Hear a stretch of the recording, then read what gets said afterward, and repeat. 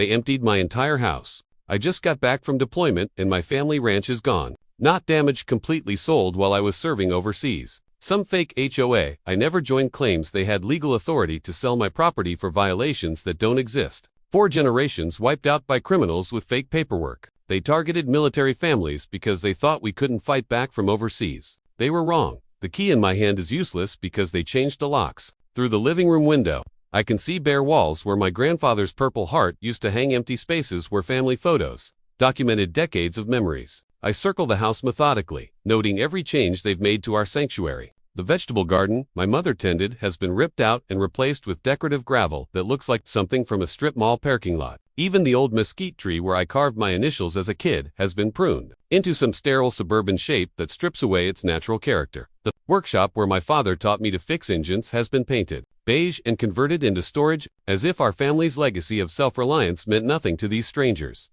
Inside the mailbox, I find documents from something called the Sunset Hills Homeowners Association Board. The letterhead looks professional enough to fool most people, complete with embossed seals and dense legal language that would intimidate anyone without legal training. According to these papers, this HOA exercised emergency powers to sell my property due to chronic violations and abandonment during my military absence. They included a QR code linking to their website, which I scanned with my phone, already suspecting what I was going to find. The level of detail in these forgeries suggests this isn't some amateur operation. Someone put serious time and money into making this look legitimate. The website loads and something feels wrong immediately. The photos are generic stock images that are not from our area. The architecture and landscape all wrong for the hill country. The board names mean nothing in a town where every name means something. The listed phone number is 3 states away. I start taking screenshots, then check the domain. It was registered 3 days ago. At the bottom of the downloadable PDF file, a tiny footer repeats the same name on every page. Madison Wright, compliance chair. I add that to the evidence file. Mrs. Peterson next door has been watching me through her kitchen window. When I knock on her door, she opens it, looking like she's seen a ghost walk out of a graveyard. Lincoln, honey, we thought you were. They told us you signed papers agreeing to sell, she says, her voice cracking with genuine confusion and guilt that she's been carrying for weeks, over coffee that tastes like home and memories. She reconstructs the timeline of how they systematically dismantled my family's presence while I was halfway around the world. Her hands shake as she pours, and I can see this has been eating at her. Wondering if she should have done more to protect our place, the invasion started 6 weeks ago, with people carrying clipboards and cameras, introducing themselves as the new HOA enforcement team sent to implement updated community standards. They cited violations that never existed before, grass allegedly too long by county standards, fence supposedly not regulation height according to new ordinances, structures they claimed were unauthorized additions to the original property. They had badges and everything, Mrs. Peterson tells me, showing me cell phone footage she took of their vehicles because something felt off about the whole situation. I noticed the plates, temporary tags, the kind you get with rental cars, not the permanent government plates that real municipal workers would have. When she asked to see the HOA charter or documentation of their authority, they promised it would be available after updates were complete and new regulations were filed with the county. 3 weeks ago, they posted notices declaring the property abandoned and scheduled for emergency sale, giving her just enough legal-sounding language to make her question whether she had any right to interfere. As I leave Mrs. Peterson's house, I spot a white sedan parked at the end of our street, positioned with a clear view of both my property and her front door. The driver is on his phone, occasionally glancing in my direction with the kind of obvious surveillance that screams amateur hour. Middle-aged man, baseball cap pulled low, nervous energy that makes him check his phone every few seconds like he's waiting for instructions. This confirms what I already suspected. This isn't random opportunistic crime. Someone is still actively monitoring the situation, probably reporting back about my unexpected return to whoever orchestrated this elaborate theft. I memorize the license plate number and make a mental note of his appearance as I walk past, letting him know I've made him without being obvious about it. At the county courthouse, the property records tell a story that makes my blood pressure spike. The deed transfer shows my signature forged so expertly it would fool most people, accompanied by notarized documents that look completely legitimate at first glance. But they made one critical mistake that reveals the amateur nature of this operation. Despite all their preparation, the notary seal uses a registration number that expired 2 years ago, something only someone with legal training or government experience would notice. I photocopy every document, building a case file with the same methodical attention to detail I learned overseas, knowing that documentation will be crucial when this goes to court. Walking back to my truck, I pull out my phone and dial a number I haven't used in months. one that connects me to resources these thieves never considered. The voice that answers is crisp and professional. No questions asked about why I'm calling or what I need. "Yeah, it's me," I say, keeping my voice low while watching the white sedan in my peripheral vision. "I need background checks on for people, and I need them tonight." No hesitation, just confirmation of the request and assurance that the information will be comprehensive and actionable. These thieves think they picked an easy target, a deployed soldier with no local support network and no way to fight back from overseas. They're about to learn how wrong they are.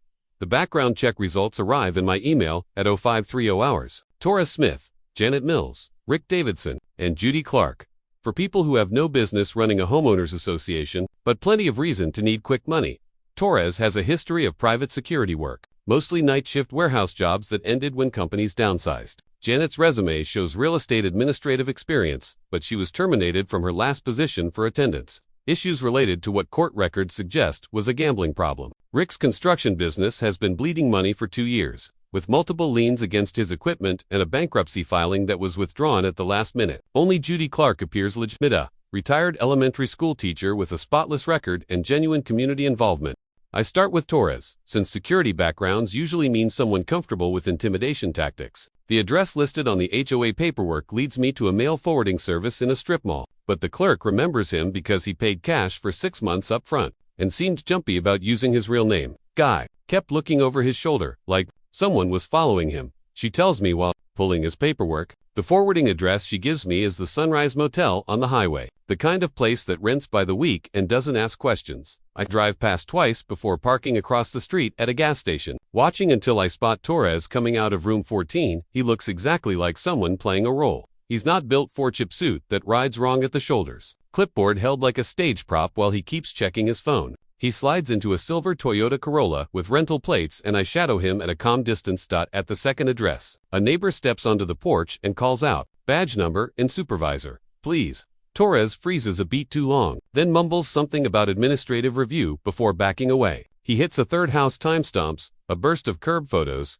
snaps a street sign, rushes one wide shot of the yard, and leaves. He never knocks, never posts anything, never verifies names. It reads like a checklist he barely understands rather than an enforcement sweep. Janet Mills proves more interesting because her operation wears a veneer of professionalism. The business address for Sunset Hills Management Services is a shared workspace where freelancers rent desks by the month. The receptionist confirms Janet comes in twice a week with legal folders and spends hours on authoritative calls. When I ask about bulk certified mail, the receptionist shrugs. We can't meter that for her without a registered association tax ID. She said the treasurer would email it. At Janet's desk, call sheets, outbound mail logs, and pre-filled notice templates sit in neat stacks. A courier receipt book lies open beside a spreadsheet that tracks which homeowners received which documents. But there's no tax ID anywhere. Rick Davidson's construction business gives me the missing piece of how they're funding this operation. His legitimate contracting work dried up months ago, but he's been running a side hustle that explains where the money for their elaborate scheme originated. I find him at a residential job site where he's charging homeowners for unnecessary foundation repairs, using scare tactics about structural damage that doesn't exist. His crew looks uncomfortable when he starts his sales pitch to an elderly couple, explaining how their house could collapse without immediate intervention, costing $15,000 when the couple asks for a second opinion. Rick gets aggressive about timeline pressure and the dangers of waiting. Watching him exploit these vulnerable people makes my stomach turn. This man has been perfecting the art of targeting those who can't fight back, and military families are just his latest victims. Judy Clark's involvement becomes clear when I visit her at the community center, where she volunteers with literacy programs. She's shelving paperbacks by author, not title, because a kid told her that's how his classroom does it. When I introduce myself, she offers me a seat at a small round table painted with planets and names in marker. She thinks I'm there to talk about after-school tutors. When I ask about meeting notices, she pulls a floral folder and lays out typed agendas with neat bullet points and clip art borders. Attendance lines are filled in black ink, always the same 3 names, always the same time of day. I ask where the meetings were held. She points to a coffee shop across town that closed last year. She looks embarrassed, then relieved, as if finally saying it out loud frees her from a story she never believed.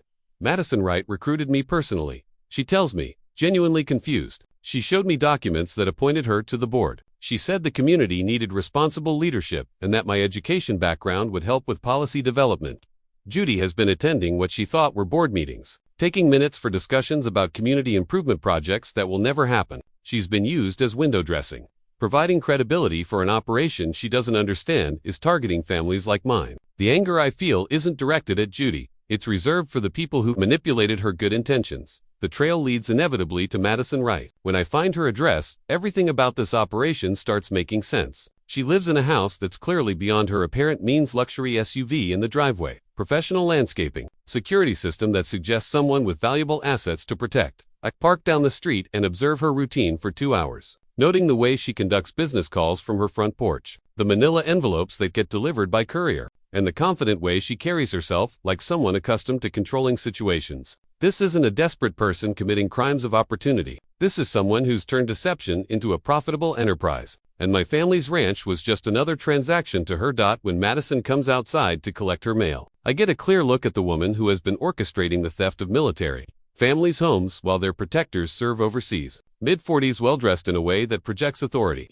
moving with the kind of confidence that comes from successfully deceiving people who should know better. She scans the street before walking back inside, and I realize she's also conducting countersurveillance, checking for exactly the kind of observation I'm conducting. While I've been mapping their network, Madison's crew has been escalating their operations with ruthless efficiency. Torres shows up at 3 more military housing areas this week, targeting families where deployment schedules make them vulnerable. The Hendricks family, on Maple Street, gets hit with violation notices for landscaping that allegedly doesn't meet community standards, even though they've lived there for 8 years without complaints.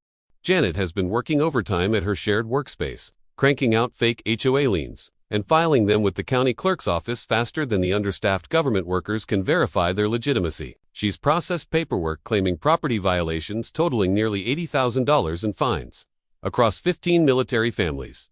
Rick Davidson has abandoned any pretense of legitimate construction work, focusing entirely on rushing escrow closings for properties his crew claims through fake HOA authority. 3 houses are scheduled to close this week alone, with buyers who believe they're purchasing legitimate foreclosed properties. Madison Wright orchestrates all of this from her luxury home office, coordinating the timing of liens, violations, and closings with the precision of someone who's been planning this final score for months. Title officer named Alvarez calls the number on a lien and leaves a careful message. 2 hours later, she calls again, this time from her personal cell, and asks for incorporation minutes, proof of notice, and the statute authorizing emergency conveyance. Janet replies with a PDF that looks sharp until Alvarez opens it in a validator and the font switches at the footer. The county recorder flags an out-of-state acknowledgement block and emails her supervisor. Meanwhile, on Maple Street, Mrs. Hendricks walks the fence line with a tape measure and her neighbor films the whole thing for the base spouse's chat. By afternoon, 3 families share scans of identical violations with only the address changed. A retired JAG sees the thread and offers to draft a letter for free. The letter lands on a clerk's desk at 9 o'clock. The next morning with 20 signatures and a clean chain of custody. Paperwork can frighten people. It can also wake them up. Madison's phone rings at 8:45. On Tuesday evening, just as she's reviewing final paperwork for the week's closings, the number is unfamiliar and she answers, expecting a buyer or Rick with last-minute details. The voice is calm and controlled. I know what you did to the military families. Stop now or face the consequences. The line clicks off. She stares at the screen, tries the number back, and reaches a generic voicemail with no name. The house feels too quiet, and for the first time she understands someone has been watching with the kind of reach she cannot bluff. Friday morning, Torres sends a text message that makes Madison's stomach drop. I'm out. Don't contact me again. Something big is coming, and I won't be here when it hits. She tries reaching him immediately, but his phone goes straight to voicemail. When she drives to the Sunrise Motel, the clerk tells her he checked out at dawn, paying cash and leaving no forwarding address. Janet Mills provides the next blow when Madison discovers she's fled the state entirely, liquidating her shared workspace arrangement and disappearing sometime during the night. Rick Davidson's situation proves even more alarming when Madison learns he's been approached by investigators who seem to know detailed information about their property scheme. Judy Clark's betrayal cuts deepest. Judy reaches out Friday evening to confess that she's been cooperating with authorities for the past 2 days, providing them with detailed information about the fake board meetings, the fraudulent documentation, and Madison's role in orchestrating the entire enterprise. I never understood what we were really doing to those families, Judy explains, her voice heavy with guilt. When the investigators showed me how many people we'd hurt, I couldn't keep pretending this was legitimate community service. Madison Wright decides that her only remaining option is to double down on the legitimacy of her fake HOA by calling a public community meeting. She sends notices to every address in the targeted neighborhoods, announcing an emergency session to address community concerns and recent misinformation campaigns. The meeting draws a larger crowd than Madison expected, with concerned residents filling folding chairs and lining the walls of the small community center room. Madison opens with a prepared speech about property values, community standards, and the importance of supporting neighborhood governance during challenging times. For the first 15 minutes, Madison's performance seems effective as she fields softball questions about landscaping requirements and parking regulations. But the atmosphere shifts dramatically when Mrs. Rodriguez stands up. "Can you show us the original incorporation papers filed with the state, and explain why my son never received any notification about joining this association before he deployed to serve our country?" Mrs. Rodriguez produces a folder of research, proving that her son's property predates any neighborhood association by 15 years. The challenges intensify. Mr. Thompson holds up certified copies from City Hall and reads the ordinance numbers. Madison, cited, then shows the clerk's stamped note that those codes don't exist. As Madison struggles to deflect increasingly hostile inquiries, she spots a familiar face in the back row that makes her blood freeze. The man sitting quietly near the exit door is the veteran whose ranch her crew sold while he was deployed. Original victim who should be overseas or struggling with his own legal problems, not sitting calmly in a community meeting watching her squirm under public scrutiny. When the questions outpace her answers, the veteran rises and the room settles. "For the record," he says, holding up a leather credential case, "I am serving as liaison to an interagency task force coordinated with the Sheriff's Office and the United States Marshal's Service. We will keep this orderly." He turns to her. "Madison, we need to talk outside. Now." Outside the community center, Madison Wright faces the man who has systematically destroyed her criminal enterprise. "Wait," she says, her voice shaking. "You're the veteran whose ranch the property that was—" She can't finish the sentence. Lincoln Scott steps closer. "I'm not just any veteran," he says, his voice carrying quiet confidence. "My name is General Marcus Lincoln, Fort Carson, Commander." The revelation crashes over Madison like ice water. She's been thinking she was dealing with a discharged veteran who might have some buddies to help him file complaints. But instead, she's been hunted by a general who commands an entire installation with thousands of personnel and resources that dwarf anything civilian law enforcement could bring to bear. Every permit denial your people encountered, Lincoln continues. Every audit that slowed down your timeline, every license revocation that complicated your scheme I orchestrated, all of it through proper legal channels and established relationships built over years of service. The sound of vehicles pulling into the parking lot makes Madison turn around. 3 olive drab Humvees park in formation, and uniformed soldiers emerge with coordinated efficiency. General Lincoln pulls out a radio and keys the microphone. "All units, this is General Lincoln. Operation Homestead is authorized. I want this entire neighborhood evacuated in 30 minutes. Move out." By first light, the neighborhood runs on checklists and colored wristbands. Deputies and marshals brief every block. Families receive an envelope at the curb with a house inventory sheet, a temporary parking pass, and a time slot. A deputy pairs with an Army Logistics NCO at each intersection. One table issues claim tags for boxed documents. Another schedules short escorted returns for medication and pets. Traffic flows one way, toward the school gym, where hot meals and a staffed desk for title questions are already set. The clearing of every house in the affected area proceeds with methodical efficiency. Soldiers move from door to door with clipboard manifests, ensuring that every resident understands this is a temporary evacuation for evidence collection and property restoration, not a punitive action against community members who were victimized by Madison's fraud scheme. Madison Wright and the remaining accessible members of her fake HOA network face arrest by a combination of federal agents and officers. Torres, who thought he could disappear, finds himself detained at a highway checkpoint. Even Janet Mills, who fled to the East Coast, discovers that federal warrants and interstate coordination make geography irrelevant.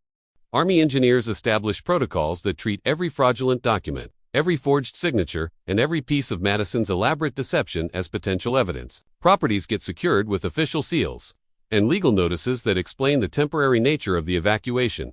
From his mobile command post, General Lincoln coordinates the multiple moving parts of an operation that involves federal agents, local law enforcement personnel, and civilian support agencies. The complete dismantling of Madison's fake HOA network proceeds with devastating thoroughness as investigators trace every financial transaction, every forged document, and every fraudulent claim back to its source. Bank accounts get frozen, escrow funds get recovered, and fraudulent property transfers get reversed through legal procedures that restore legitimate ownership while providing restitution for families who suffered financial losses. By sunset, the neighborhood stands empty except for personnel conducting final security sweeps and federal agents completing evidence collection. General Lincoln, now wearing his dress uniform, conducts a final inspection of the area with the same attention to detail that commanders apply to any completed mission. New protocols for protecting families during deployment cycles will emerge from this operation, ensuring that Madison, Wright's criminal enterprise becomes the catalyst for institutional changes that prevent similar exploitation in the future.